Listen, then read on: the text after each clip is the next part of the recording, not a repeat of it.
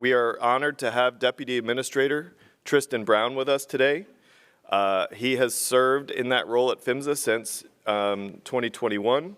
He's been previously with the EPA, with Senator Peters' office, with Senator Klobuchar's office. We at the Pipeline Safety Trust are so grateful for his leadership and really excited to invite him to share his perspective today. So please welcome Deputy Administrator Tristan Brown.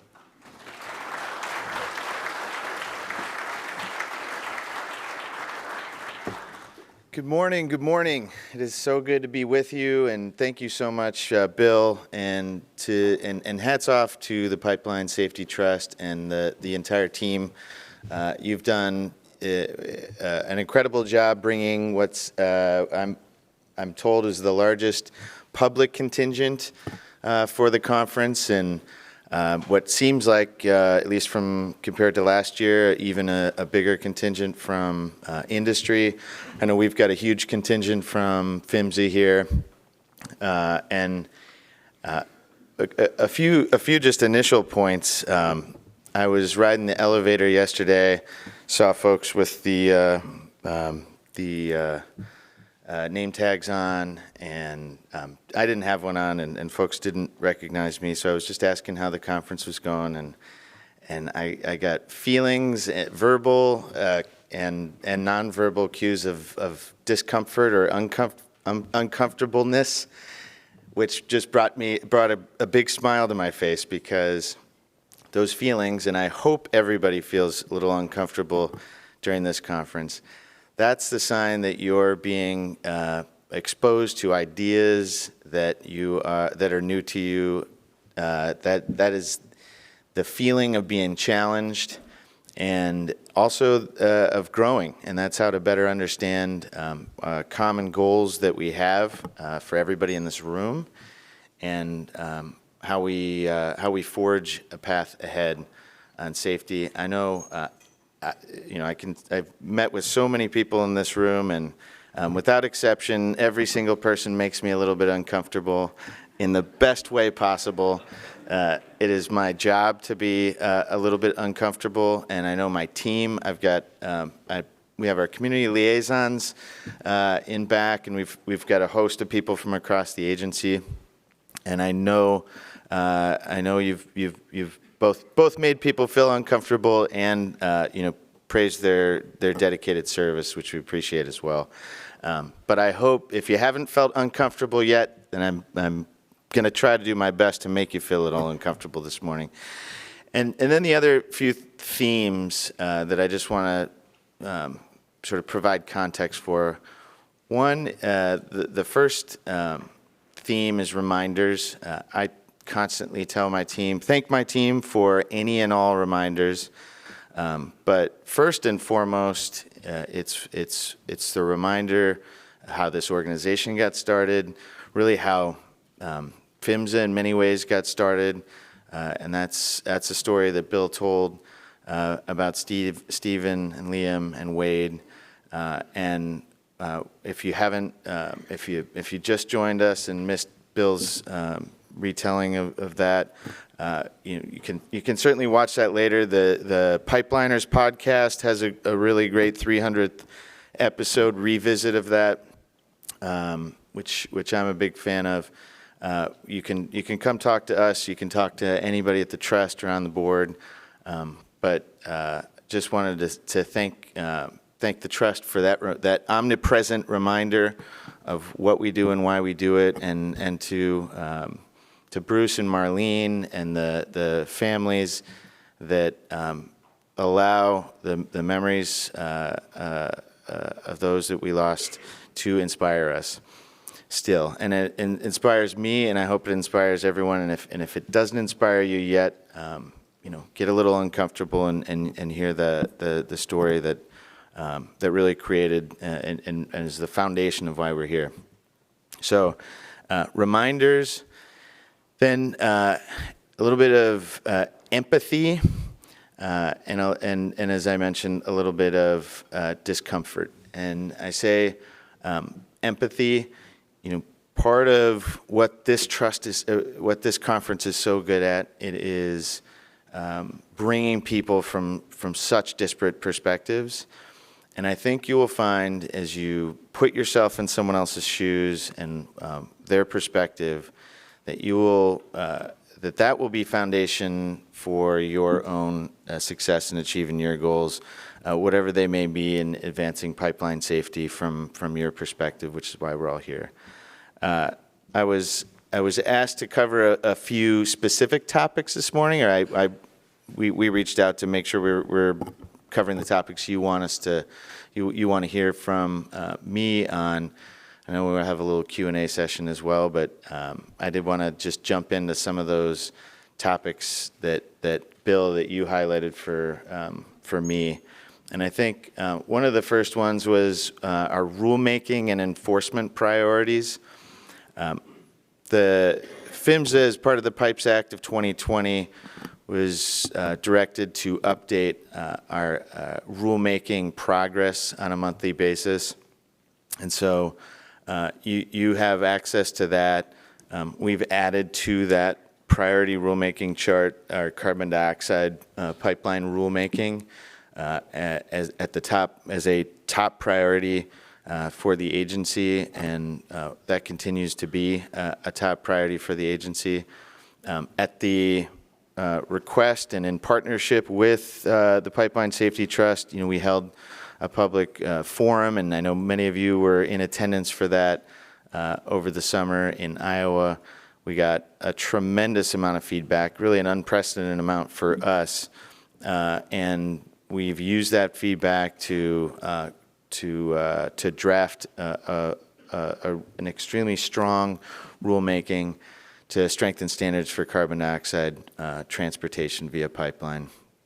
The additional priorities you'll see in that PHMSA web chart include our methane leak detection and repair rule, which Congress directed us to complete with a very aggressive timeline. Our LNG facilities rule, again, Congress directed us to complete with an aggressive timeline. A couple rules that aren't on that rulemaking list, the other one being, gas distribution rule, also on an aggressive timeline. The class location rule is on there. I'm going to refer you to the chart for the priority rulemakings, but the ones that aren't on there involve, they're related, but they're on the other side of our agency.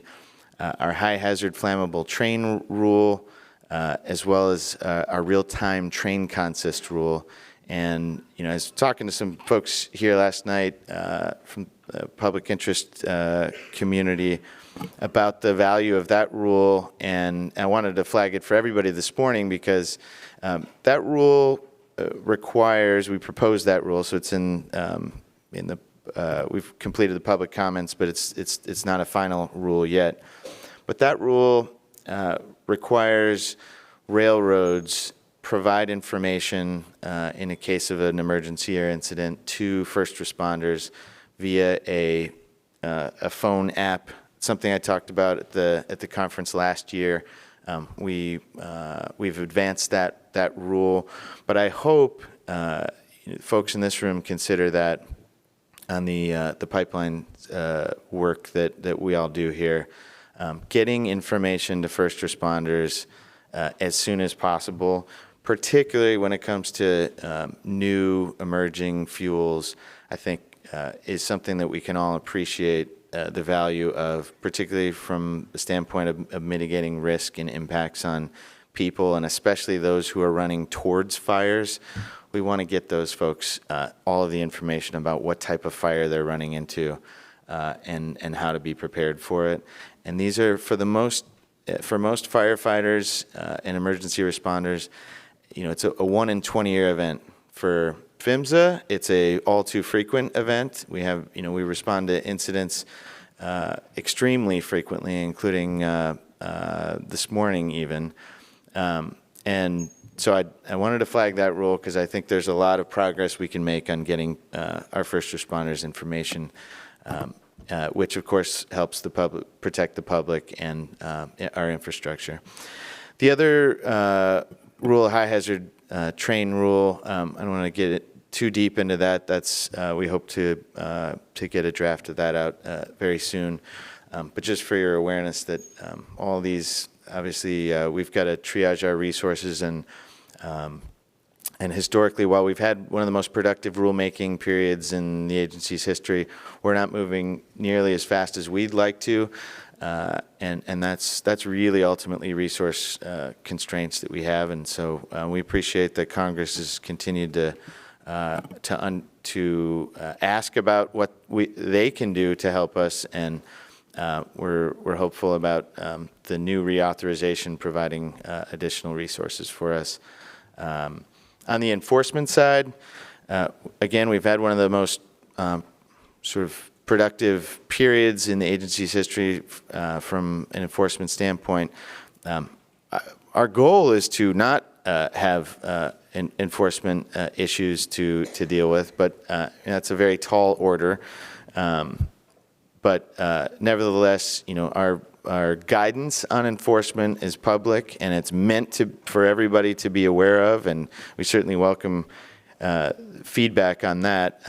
As you can imagine, we want to prioritize the most impactful enforcement cases, address the most egregious incidents, and for those that are less egregious, we still do that work and direct compliance, flag issues that could be an indicator of greater risk. And just hats off to not just the hundreds of inspectors at PHMSA, but the hundreds of inspectors at state agencies. I think, as I talked about at the conference last year, and then testifying in Congress, we have more to oversee and worry about than we've ever had before, with relatively the same amount of resources. But we continue to find innovative ways to be efficient and to achieve our enforcement goals. I think just a little background too on how we related to enforcement, but maybe to the benefit of for understanding of those in the room. We triage our inspections of pipelines, both during construction phase and operations and maintenance phases of a pipeline's life. We have a complex algorithm that includes, almost any factor you could imagine, from, whether it's a high consequence area, what type of pipe it is, how long the pipe's been there, operating pressures, the operator's performance, many factors to determine the frequency of our inspections and the nature of the inspections. And where we believe there's a higher risk to the public, we're obviously going to move what resources we have to ensure we're conducting comprehensive inspections. I'm just flagging that as part of our enforcement process, because that's ultimately leads to enforcement activities as well. I think some of the other questions, Bill, that you had flagged included, the relationship between pipeline safety and the environment. That's something I talked about here last year, something that Congress seemed very interested in, and something I've heard especially from industry, and the notion that PHMSA's role has morphed into environmental mitigation. And I think it's maybe just worth reiterating for everybody's common understanding that our mission actually has stayed the same. Environmental risk mitigation has been fundamental and a part of the agency's mission for, if not since the inception, certainly for more than a decade. So that hasn't changed. However, Congress has directed us in the Pipes Act of 2020 to minimize methane emissions. And when I say us, I actually mean the industry, and given us the authority to effectuate that. But those are self-executing directives from Congress that methane emissions, both intentional and unintentional, must be addressed, and that we must include environmental impacts in our cost-benefit analyses that are the basis for our rulemakings. That was directed by Congress. So our mission hasn't changed. We have new directives from Congress, which have changed, and we are focused on that. In addition, we have faced legal actions regarding environmental impacts or the process that every federal agency is required to go through as part of the National Environmental Policy Act.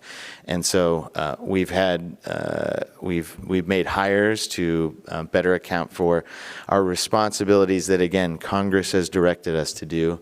But beyond all of that, I think what's really underlying these,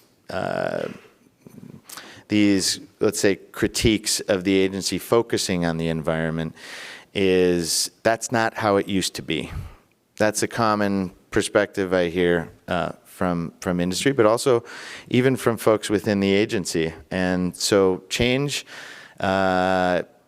comes hard for some folks and takes time.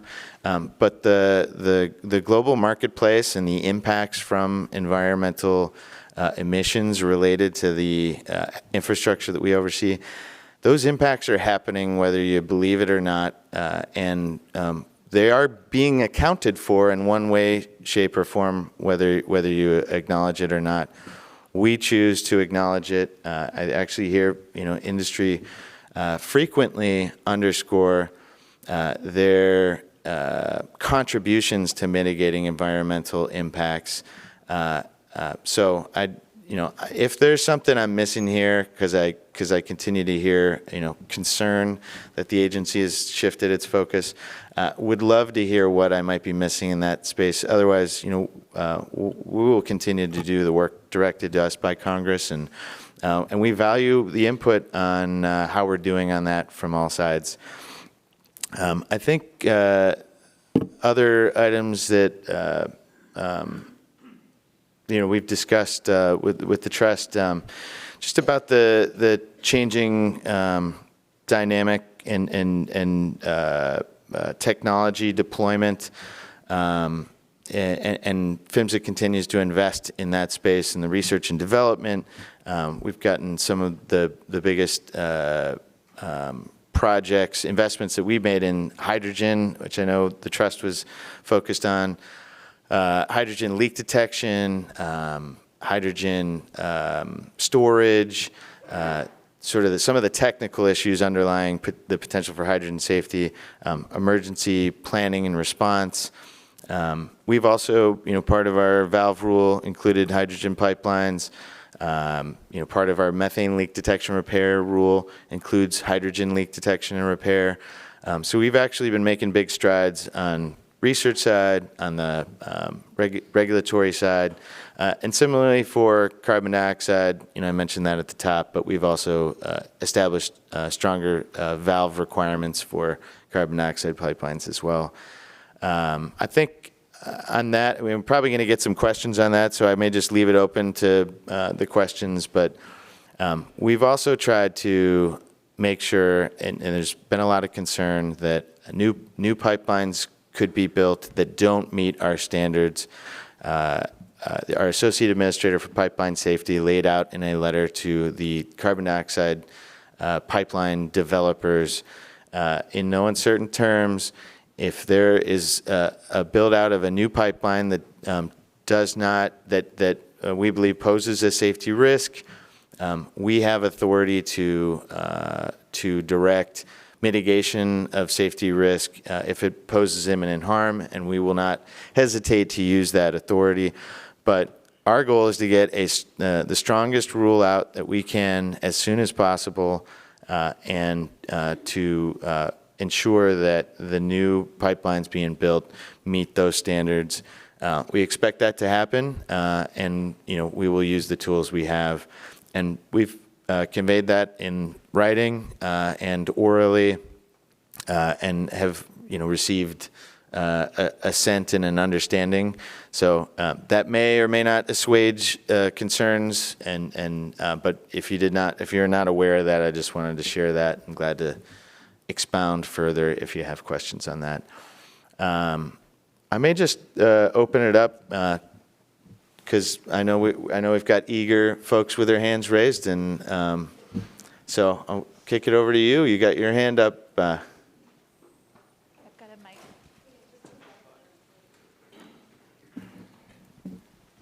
Good morning, Mr. Brown. Thank you for being here.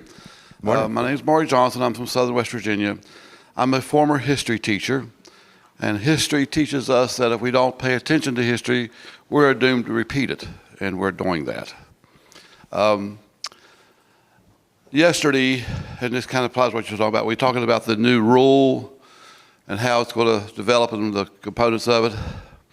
Little history lesson. I think it was the Magna Carta, where it talked about open government. And our government, our Constitution, is founded on open government. That means it's transparent, responsive, and inclusive of all the citizens. President Obama actually had a directive to all agencies to have an open government policy. Unfortunately, we have policies in government agencies that you're not following. When a citizen has to do a FOIA request for information that should be readily available and wait 2 and 3 years and still not get answers, that's not an open government policy. So the particular pipeline I'm involved in, we need information now about what's going on, not next week, not next year, not 3 years from now. Yeah. And we've talked about this. So Yeah, although I think it's a really important, good question for everybody, and I know you're not the only one with that. We constantly we actually been inundated with FOIA requests. My direction to our team is if there's actually broad interest in a particular pipeline or issue, that we shouldn't wait for FOIA requests. We should proactively provide information to the extent we can. Now, the law, and there's Supreme Court precedent and things that we are bound by, requires a consultation process with operators and redactions, and but there is a process that we have to go through, and we do have a very small team that goes through that, and so it is a tough. I'll tell you, it's tough on our end where we actually want to get all the information out that we possibly can, but we have to go through a process, and we have a backlog of FOIA requests, in the dozens, which all have a litigation threat around them. So it's being pulled from every which way, and everybody, of course, wants information. Tomorrow. So we will continue to work on that, but I appreciate you flagging it. I'll finish up real quickly so somebody else can talk. So, as recently as this week, I asked for some very important information and was told I'm not allowed to have that information. But after talking to Mr. Bayberry yesterday, I got an email saying, yeah, well, we'll work on that. We may get that done pretty quickly. So I do thank you for that, to have that reversal. So the final thing is we're working on new pipeline safety rules, and you've got a guideline. We heard people talk about this as a new guideline. Guidelines are not worth the paper they're written on when the people that's supposed to be following them figure it's cheaper just to pay a fine than to follow the guidelines, and that happens way too often across industries. So when you make these guidelines, they need to be enforceable, and the penalties need to be severe enough that companies and industry don't even think about not following them. Yeah. And I've seen that way too much. Thank you. I think it's a really great topic for discussion, Maury, in this setting, because I think you got a lot of diverse perspectives, and people can tell you, their individual experience, paying fines, or if you've cited instances where people have paid fines in lieu of following directives. So, PHMSA, of course, is bound by the laws that we and constraints that Congress gives us, and so we, utilize that, and actually all of our work in that space, as far as providing guidance on enforcement and penalties, that goes through a sort of public input process, and so if there's something we are not if we are not achieving within the constraints that we have what anybody in the room thinks we should be, we are not just on this subject, but on any subject, we welcome your input on how we can specifically change within the confines of our rules, how we can change how we're doing it. All right. Thanks, Maureen.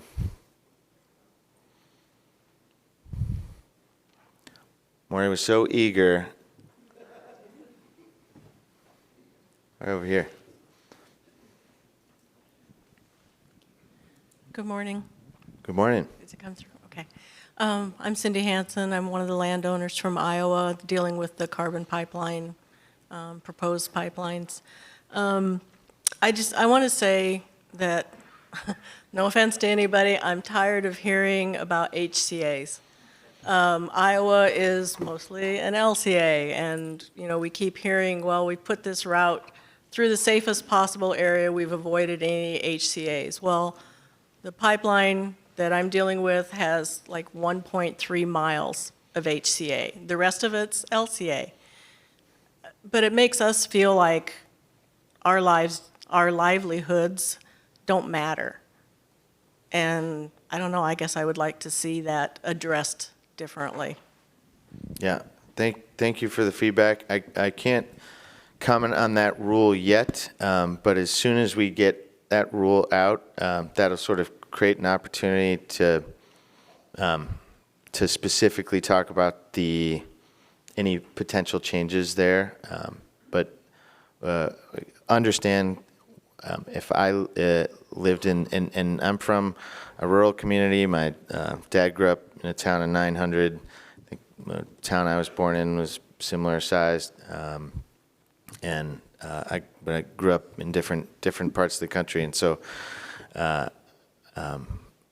hear you and understand you. PHMSA is actually not involved in the siting process there, but we do delineate high consequence areas. So, and we do that within the letter of the law that Congress gives us as well. But we have more tools than just that. And so we are looking to utilize all of our tools with that rule. Got a question back here, I think.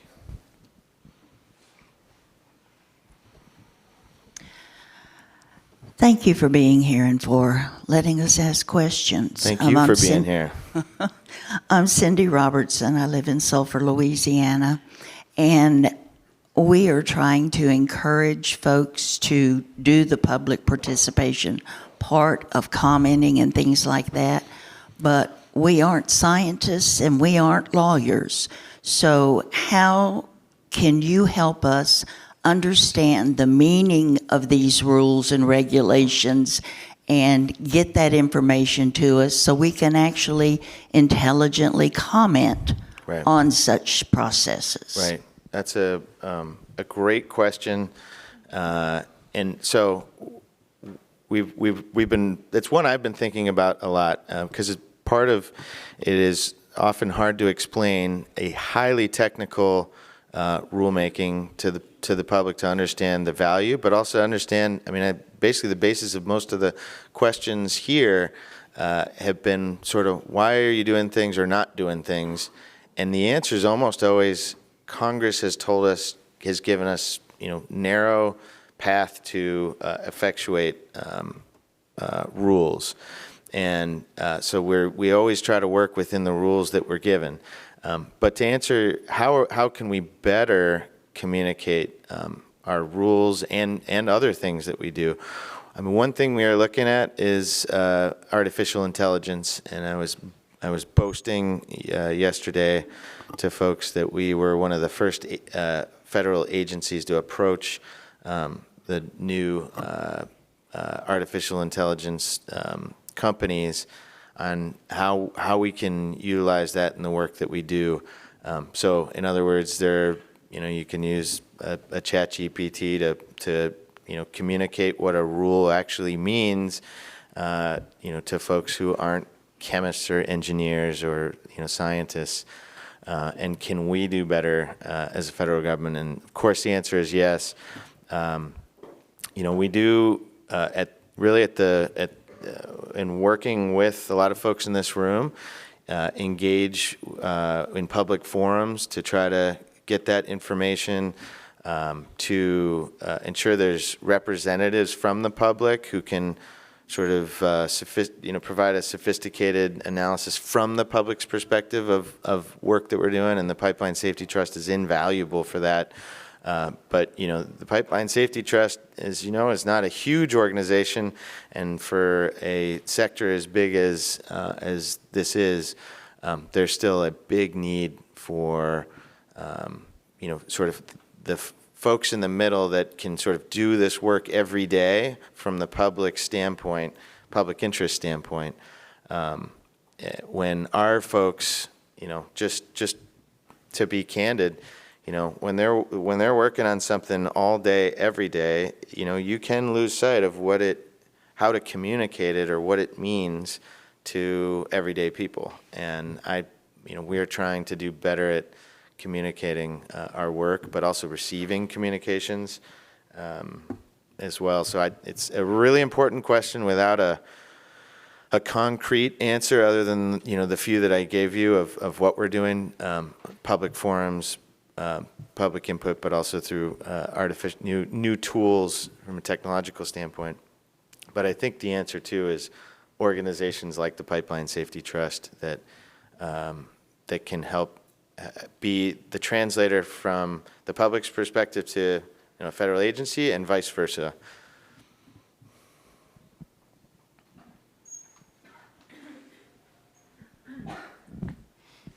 Good morning. I'm Irene Leach from Virginia, and two things. One, I wonder if some of the research could help with this issue that you're talking about, and in how to craft messages so that people understand highly technical things, but also things that have lots of risk and potential for fright, and I think that's part of the reason that information isn't shared. I think if that were a part of the research agenda, that could help.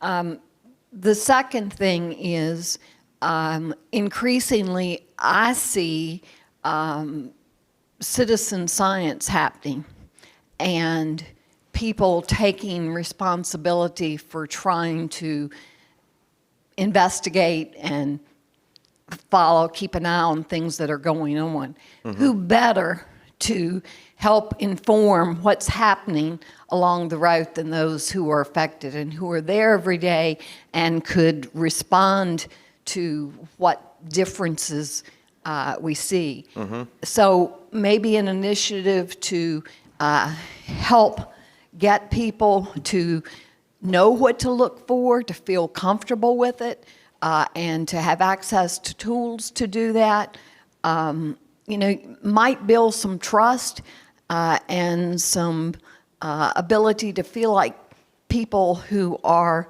affected can in some way have something to do to somehow control risk that when they just put it through your land and tell you, we'll keep you safe, don't worry about it.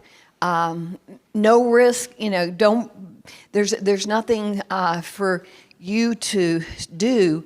And we check it all the time, and then you find out it's 7 years until they put pigs through or whatever. You realize that they think there's lots of oversight, but as a landowner, you may not. Right. So anyway, that's a lot of stuff, but it's good stuff, and it's one we're thinking about. I'm just thinking of one of the last questions from our friends from Iowa, and one thing we talked about recently. The largest every year incident source is excavation damage, and that can come from third parties, that can come from landowners, that can come from third parties on landowners' property, and that's a lot of what our community liaisons deal with, in helping the public sort of navigate, well, what happens when either you have excavation damage incident, or when there's an incident, a failure of a line and a release, and how do you get recourse for an incident or to deal with if you find, a leak on your property. That is happening, but I think there's a lot more that can be done, particularly in the way of our sort of utilizing the eyes and ears of people on the ground to address these risks that we know are big from excavation damage or other sources. So we are working on that, and I think a lot of our focus there is in rural areas where a lot of the infrastructure is. The other thing, methane leak detection, in the last few years, everyday handheld products can capture releases, satellites can capture releases. There's so many new ways of identifying methane releases, and of course the jurisdictions of entities like PHMSA and other agencies, their jurisdictions differ. So we can't address a methane leak on infrastructure that's outside of our jurisdiction, but the public, is giving information to us, and a reasonable expectation, if you're the public doing work on behalf of your government, is that the government will get it to the right place. We could have, I think, better intake mechanisms for sort of that citizen science approach. I have raised that sort of in an interagency context of, what we also don't want to do is have 5 agencies all investigating the same thing in a redundant way when, one has already figured out the source and solved it and addressed it, and 4 other agencies have to, multiple people are spending time trying to figure out what's going on. So I think and similarly, you can have multiple citizens, either organizations or individuals, all focused on the same thing. Hey, did you see this methane release here? And that's obviously, we want to, make efficient use of dedicated people like you discussed. So we are talking about maybe a structure for that. I actually mentioned this to Senator Coons of Delaware, who's written legislation on citizen science, and he was extremely enthusiastic. This was with a discussion with Secretary Buttigieg on that I was aware of. This is about a decade ago that he wrote the citizen science legislation. Congress has actually enacted sort of foundational laws in this space, but I think there's a lot more that can be done. As we look at reauthorization, that may be a good opportunity for folks in this room to consider. That the gamut from excavation damages and communications about risk to methane efficient identification of methane releases and mitigating that. So I think it's a great topic. Thanks for raising it. A question over here. Hi, thank you for being here this morning and answering our questions. My name is Maggie Coulter, and I'm a lawyer, so I'm going to ask about regulations. So we've seen there's $8 billion going towards hydrogen hub funding right now, and I'm curious if you can speak about, yesterday Mr. Mayberry said that hydrogen regulations would be coming at some point, can't say when. We're seeing that the carbon dioxide safety regulations are kind of coming after we've seen this massive potential explosion and, no pun intended, big development in carbon dioxide pipelines with the 45Q tax credit increasing. So we're seeing that now coming down the cusp with hydrogen. Can you speak to how or whether there's been coordination with Department of Energy on the timing for regulations on hydrogen safety? And additionally, if this is something that your agency is trying to seek additional funding for through the reauthorization, because I anticipate this is going to make your job a lot harder. Yeah, great questions. So we have actually strengthened our standards for hydrogen, proposed new standards on hydrogen leak detection and repair. We have worked with the Department of Energy on the research front on some of the items I mentioned: hydrogen storage, hydrogen leak detection. So we've actually done things that I think most people aren't aware of. The Department of Energy is leading an interagency, hydrogen interagency task force, which PHMSA is a prominent member of, and a big part of my focus is wanting to make sure on the emergency preparedness side of things that the folks responding to an incident have the type of training and ability to identify a fire where it may not be visible without additional technology or key indicators. So what I think Alan Mayberry was mentioning is that we want to address some of these items. Some of them may be appropriate for a separate hydrogen rulemaking. We've already addressed some of them in other rulemakings, sort of just tagging them on to existing rulemakings that we're working on. A separate rulemaking it's just a heavy lift. If you look at how long it takes, not just PHMSA, but any agency in the federal government to develop a rule and navigate it through the process. So we've tried to take a piecemeal approach to strengthening rules on that front. Hi, my name's Kirk Jalbert. I'm a professor at University of Buffalo. So as you know, one of the mandates that's come down from the Biden administration is Justice 40, which requires agencies both internally address the ways in which they integrate environmental justice-related concerns to their programs, but also that 40% of the benefits of federal dollars that go out of those agencies writ large find benefit within disadvantaged communities. I know that PHMSA issues a decent amount of grants for research and safety testing and through the technical assistance grants. And so I'm just curious to know what your perspective is on, one, how PHMSA is interpreting and addressing Justice 40 mandates that are coming down from the Department of Transportation, both internally and externally. Yeah, great question, and I'm going to even expand the sort of nature of it to just what all we've been focused on in the environmental justice space, and I hope we don't run out of time because I have a lot to say on this subject. So in rulemakings, we have an executive order from the president, so that's included in our rulemakings as directed under that executive order. We just had a great discussion this morning with Professor Gossman about what else can we do in this space, and how can we sort of effectuate on the rulemaking side of things. But you mentioned grants. We had our first ever infrastructure grant. In developing that grant, we had it written into the law that grant would be for underserved communities. So it's not, Justice 40 is 40%. This is 100%. In our first round of funding, we had 100% of that grant funding going to underserved communities.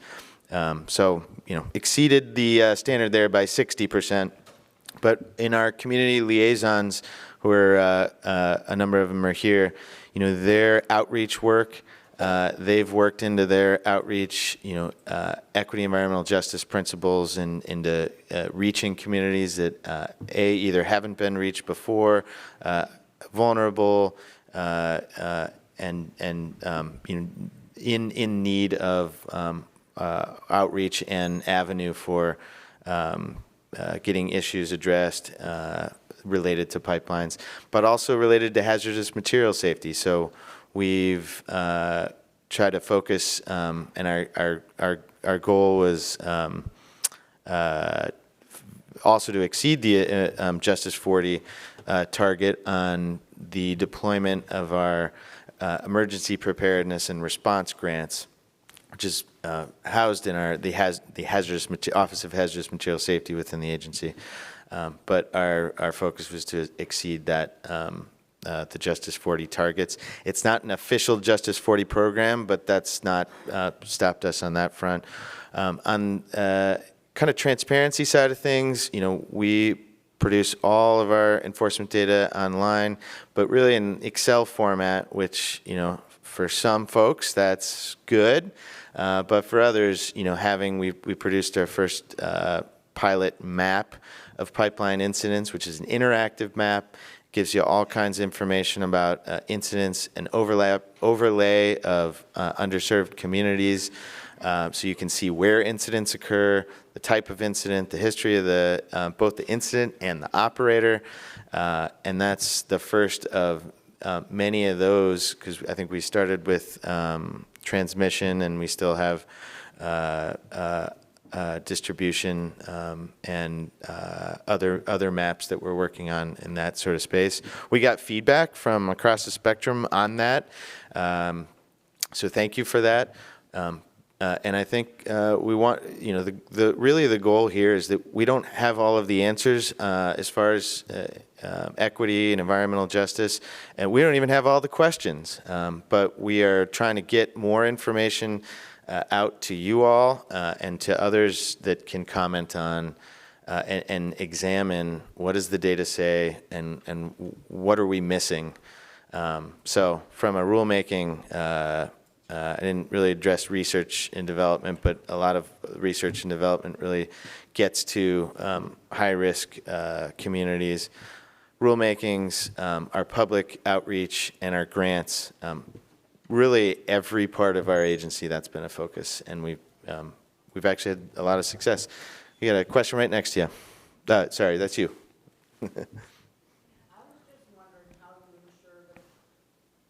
I'll repeat your question too. I can hear you. But we have people online, so it'd be good to have a microphone. All right. I'm also happy to repeat it though. Probably last question. I just had a question about how do you, I guess, ensure the people in this room that are landowners that if something does happen, that you will be there to support them? I'm asking because I'm from East Palestine, and we had a huge disaster there, and we saw PHMSA Department of Transportation very early, and then they've dipped out, and they've done absolutely nothing for us.